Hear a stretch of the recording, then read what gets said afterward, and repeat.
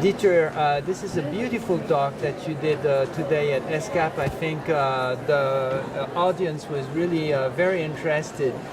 Could you make us really a summary of the essential point that a child psychiatrist has to know today about bullying? Yeah, I think the most important thing is to say that we normally have concentrated on parenting, and of course parents are very important. What has been very often forgotten, whether it's in child psychiatric service or primary healthcare services, is to also ask about peers and about sibling relationships. We spend many thousands hours more with peers than we spend with our parents, and they influence our life because we want to fit in. If we don't fit in, we feel really defeated, and it can have severe effects on mental health. Can you say a few words about those effects? Yes, I'm just coming to this to talk about the mental health effects.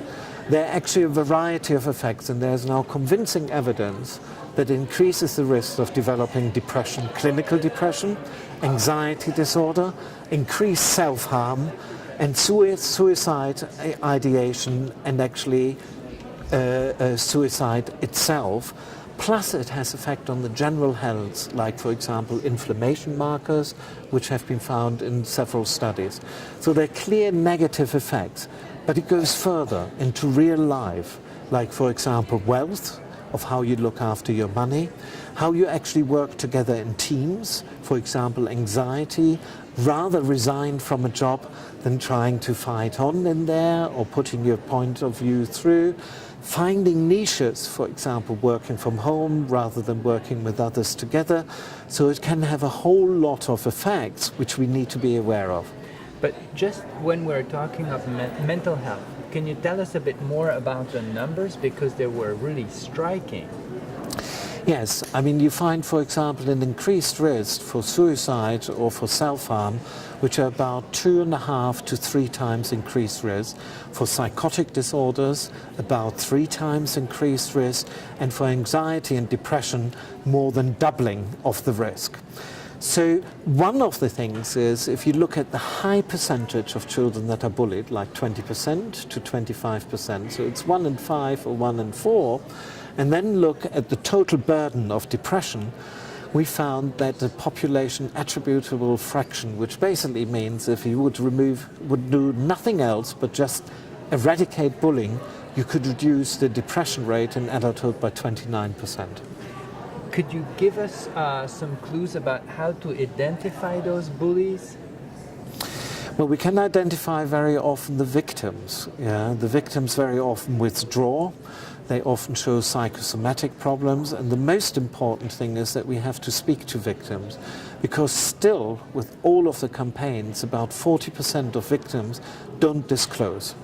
And for several reasons. First, because they think the teacher can't help them, or they don't tell their parents because their parents might either say, just be strong and fight back, or the overprotective parents, because the children think all hell breaks loose. If I tell my parents, they phone the others, the teacher, the headmaster, they want to have a conference, and if no one knew in this classroom that I was a victim, once my parents are through, everyone will know.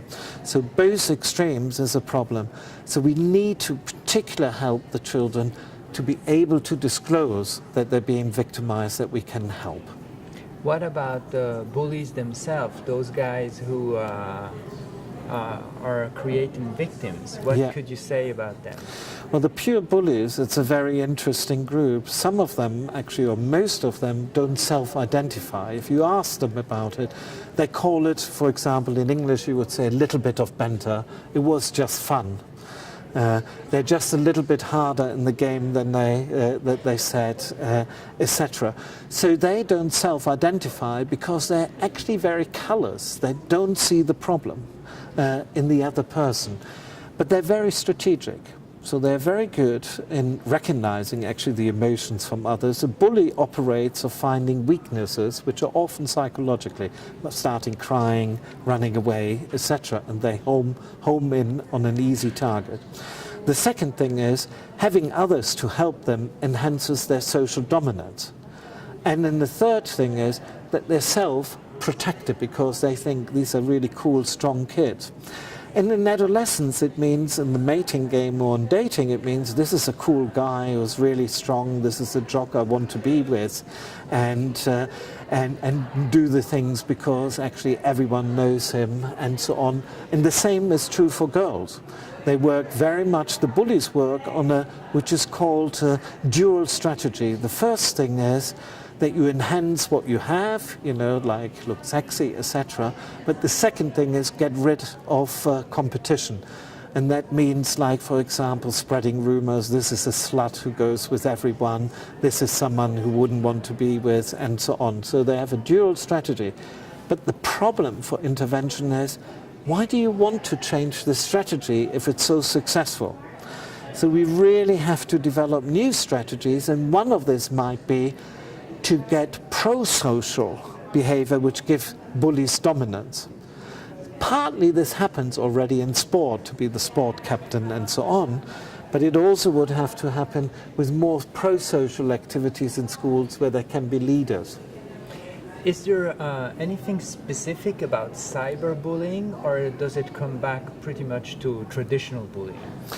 Yeah, it's a big hype in the media and everyone talks about cyberbullying. The big problem was that all previous studies, which were done, or most previous studies, just ask about cyberbullying. And they didn't at the same time assess traditional bullying, which is face-to-face, verbal, relational, or physical. And what we found is that about 90% of all cyberbullying occurs together with traditional bullying. Because the aim of cyberbullying is it's just another tool. For example, if you now have a gun, why use an arrow to shoot at someone? So both of these things are done, mainly traditional. And then with cyber, you have got to reach 24 hours so you can attack the same person. But you want to attack the same person because it's about dominance. You want the others in the classroom or in the school to laugh about a particular picture that had been put on social media so that all of them can join in, because only that gives you power, because it's about dominance. So why would you target someone in China you don't know? It's of no interest. So, Dieter, tell us something that gives us a bit of hope. Yes. Tell us something which gives us a little bit of hope. Well, I think the most important thing of hope is that actually those kids highest in the hierarchy, even higher than bullies, are the ones who are actually pro-social and manage to communicate to bring everyone together in a team. I think they are also the best leaders for the future. And if we could harvest this more, and I think this means that we may have to reduce hierarchies, whether they're in the classroom or in the society, where we actually try to integrate people more rather than make them more different. So that's one hope. The second thing is, I think of a hope is if we could start much earlier with the parents as well in the home setting, because we found that those who were victims of sibling bullying were also 3 times more likely victims of peer bullying. So you learn it at home. So we could help actually parents to deal with sibling relationships much more effectively, and this might help also to eradicate or reduce bullying at school.